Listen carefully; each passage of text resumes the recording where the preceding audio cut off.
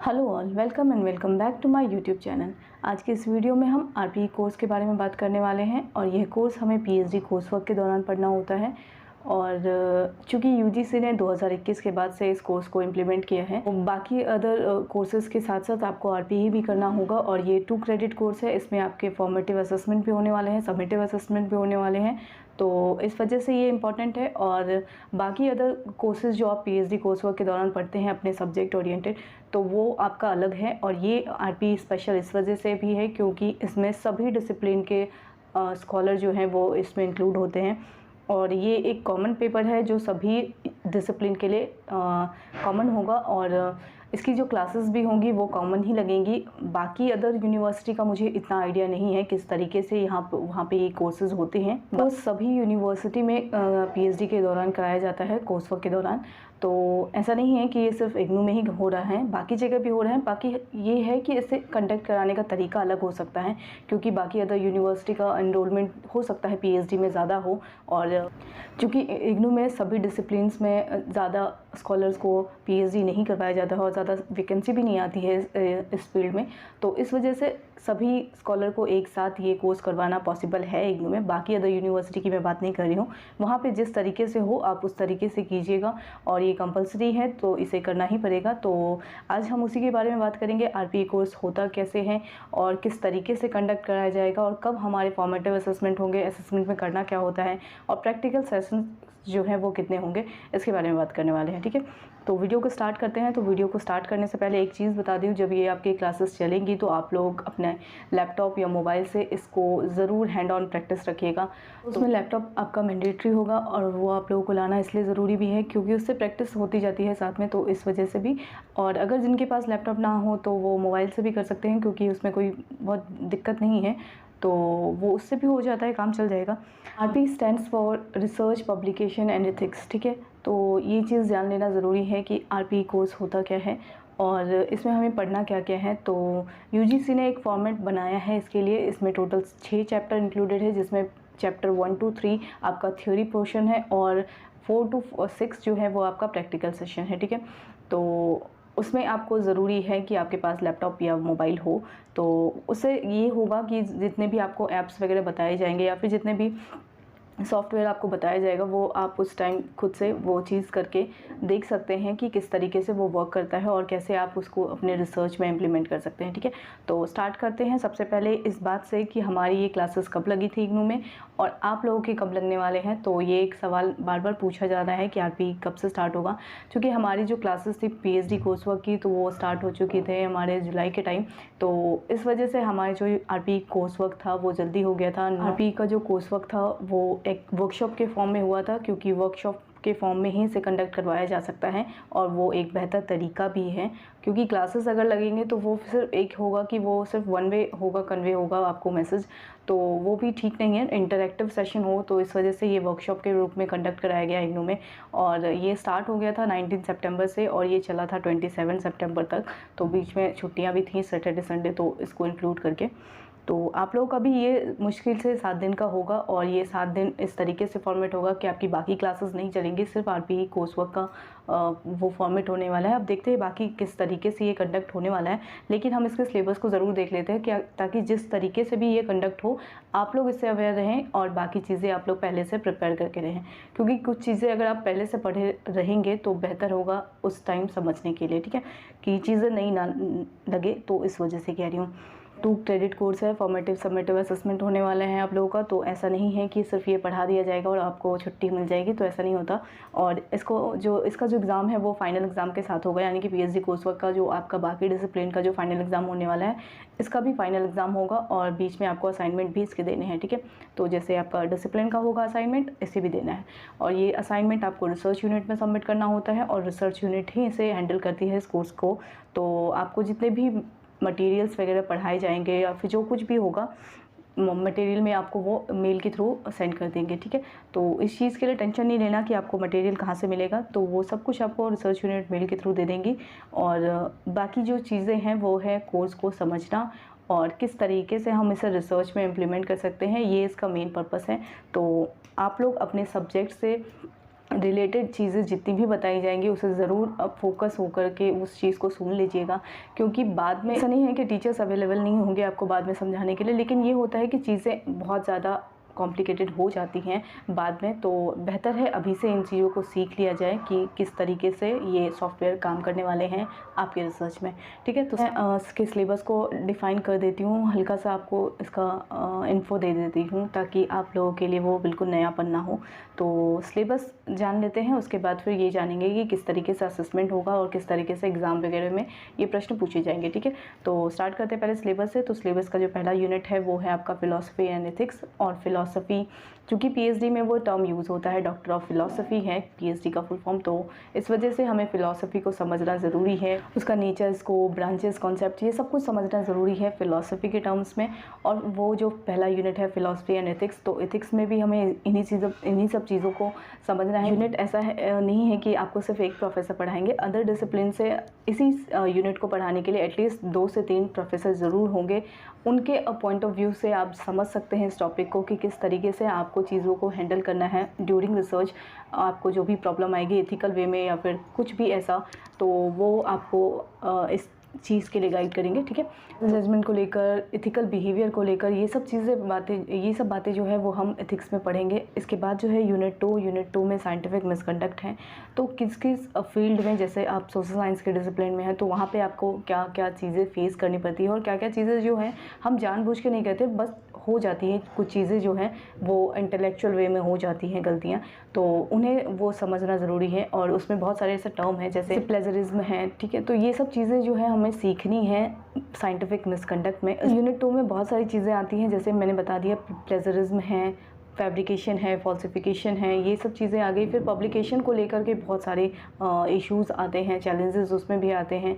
और एक अनइथिकल वे में जिस तरीके से पब्लिशिंग हो रही है तो उसे रोकने के लिए आप क्या कुछ कर सकते हैं। पहले तो ये जानना ज़रूरी है कि आप जो काम कर रहे हैं वो किस पब्लिकेशन के अंतर्गत आता है। जैसे उसमें डुप्लीकेट पब्लिकेशन है, सलामी स्लाइसिंग है और आपका एक रिडंडेंट पब्लिकेशन है। तो ये सब चीज़ें जो हैं वो आपको सीखनी होगी कि चीज़ें किस तरीके से हमें आगे बढ़ना है। एक और जो पब्लिकेशन का नाम है वो ओवरलैपिंग पब्लिकेशन है। तो ये सब कुछ आप लोगों को पहले से बता दिया जाएगा और सिलेबस आप लोगों को पहले से प्रोवाइड कर दिया जाएगा। तो इसके बारे में थोड़ी बहुत नॉलेज अपनी साइड से लेके चलेंगे ताकि जब बाद में वो समझाएं तो आप चीज़ों को समझ पाएँ और अपनी तरफ से सवाल रख पाएँ, ठीक है।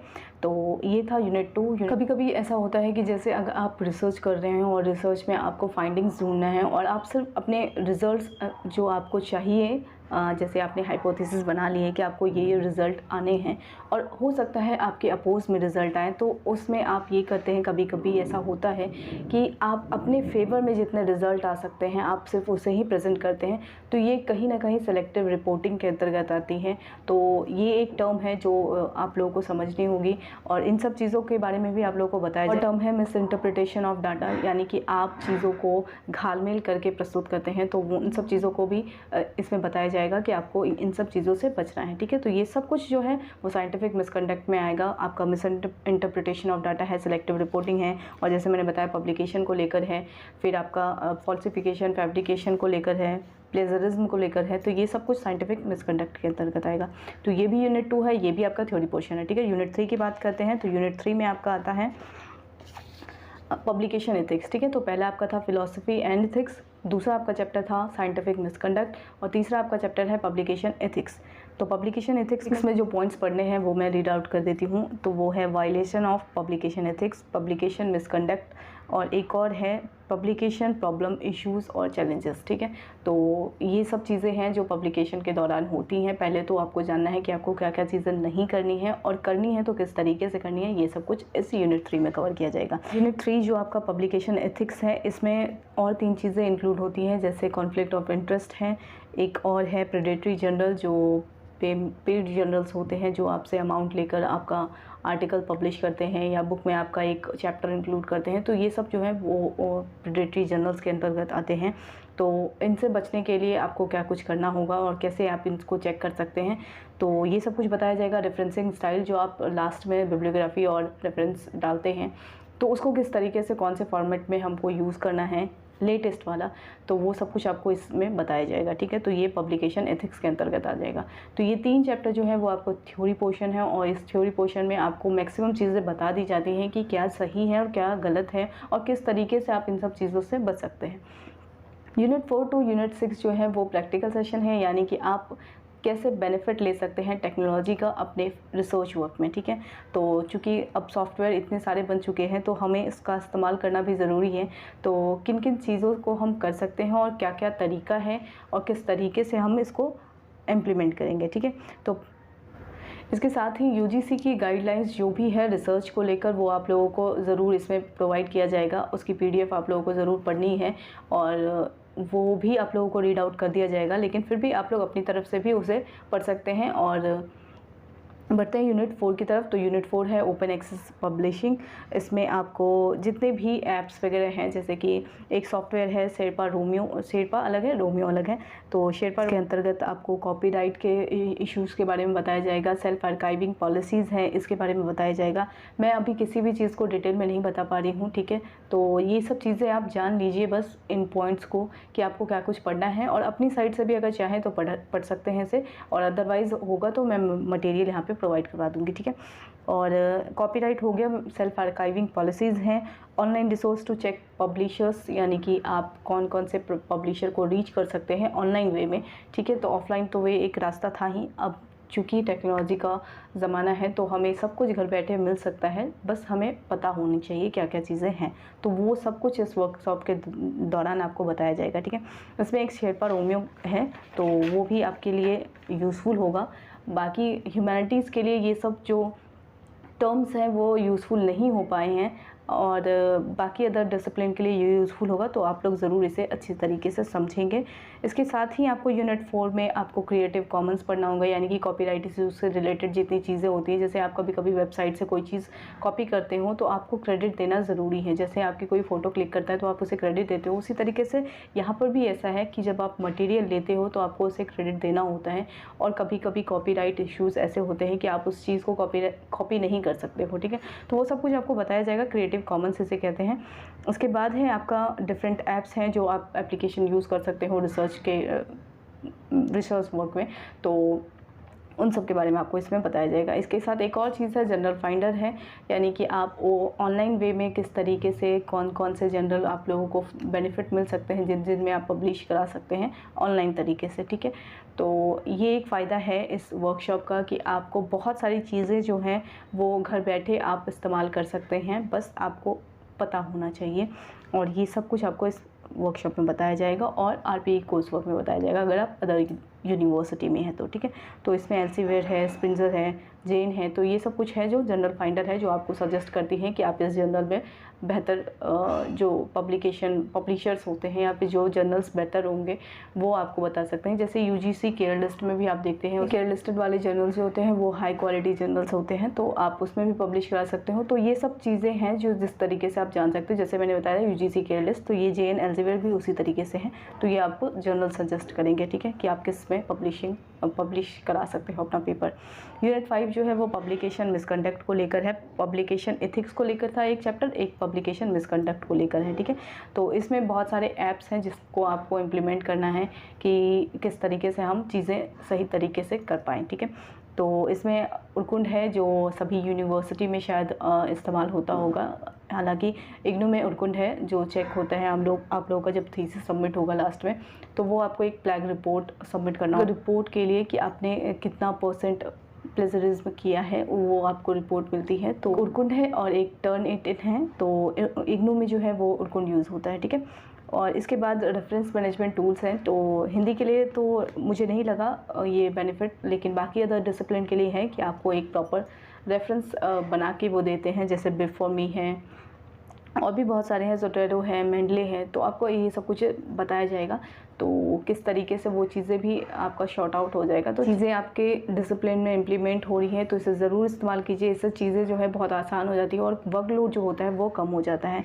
तो इसी वजह से ये सब कुछ आप लोगों को बताया जा रहा है। बाकी अदर डिसिप्लिन में जिस तरीके से ये इस्तेमाल हो, हिंदी में भी कुछ ऐसे हैं जो आपको यूज़ हो जाएंगे, जैसे नॉर्टनल पे आपको एक्सेस मिलता है जनरल के लिए, तो वो सब कुछ हैं जो आपको बताया जाएगा। जैसे यूनिट 6 है डाटाबेस, जो मैं अभी नॉर्टनल की बात कर रही थी वो इसी के अंतर्गत आएगा। तो यूनिट 6 है डाटाबेस एंड रिसर्च मैट्रिक्स। जैसे इसमें जो चीज़ें हमें पढ़नी है वो साइटेशन और इंडेक्सिंग को लेकर पढ़नी है, इम्पैक्ट फैक्टर को लेकर पढ़नी है। जैसे हम किसी जर्नल्स में देखते हैं उसका इम्पैक्ट फैक्टर लिखा होता है, उसमें H इंडेक्स लिखा होता है, G इंडेक्स लिखा होता है, I10 इंडेक्स लिखा, तो वो सब चीज़ें जो हैं वो ऑथर के राइटिंग स्किल्स को बढ़ाती हैं।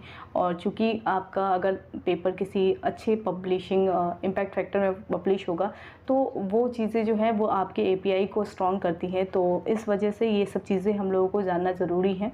तो इम्पैक्ट फैक्टर आप इसमें जानते हैं, H इंडेक्स, G इंडेक्स है, I10 इंडेक्स है, अल्टमेट्रिक्स है, तो ये सब कुछ चीज़ें हैं। और डाटाबेस कहाँ से आपको यूज़ कर सकते हैं, आप अपने मटेरियल को कहाँ से ले सकते हैं। जैसे शोधगंगा एक डाटाबेस है, नॉर्टनल एक डाटाबेस है, तो इस तरीके से बाकी अदर चीज़ें जो हैं वो आप लोगों को बताई जाएगी। हिंदी के लिए मैंने ये 2 चीज़ें बता दी।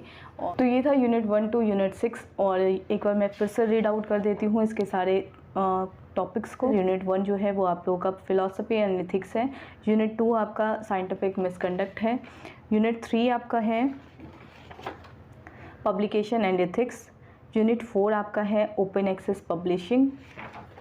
यूनिट 5 आपका है पब्लिकेशन मिसकंडक्ट एंड यूनिट 6 है database and research metric. ठीक है, तो मैं स्क्रीन पे भी उसको शो कर दे रही हूँ, आप उसे देख लीजिए। तो ये सब कुछ था इसके सिलेबस में। अब जानते हैं इसका असेसमेंट किस तरीके से होगा।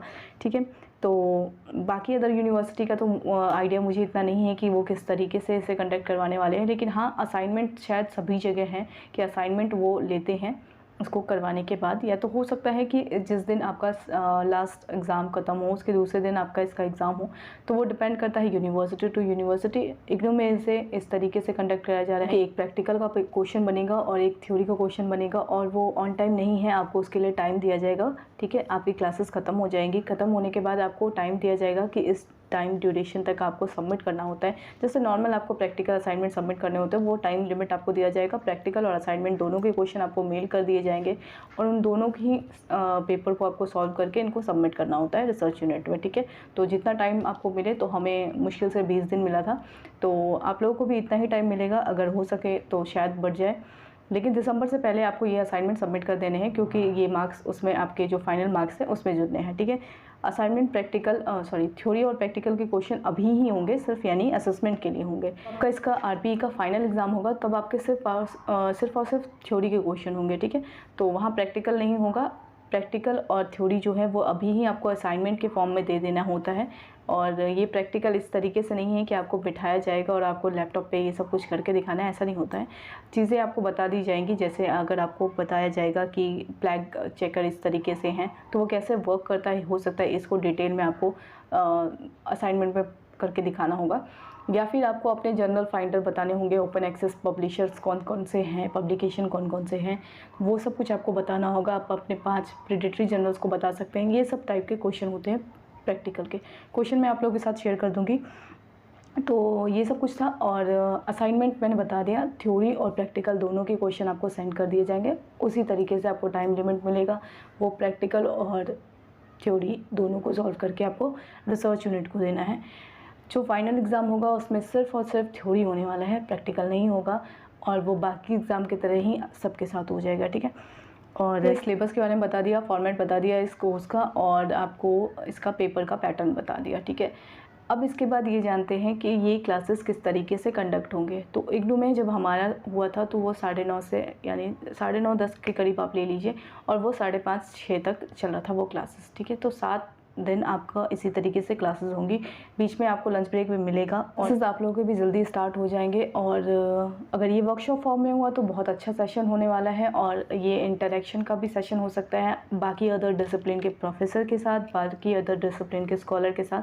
तो ये एक अच्छा टाइम होगा आप लोगों के लिए कि चीज़ें के साथ सीखने के साथ साथ आप चीज़ों को जानते भी हैं और बाकी से पहचान भी बनती है। तो आज के इस वीडियो में, तो वीडियो को यहीं पे एंड करते हैं। और RPE से रिलेटेड अगर और भी कुछ डाउट्स हो तो आप इसी वीडियो के कमेंट सेक्शन में पूछ सकते हैं। बाकी वीडियो को एंड तक देखने के लिए थैंक यू सो मच।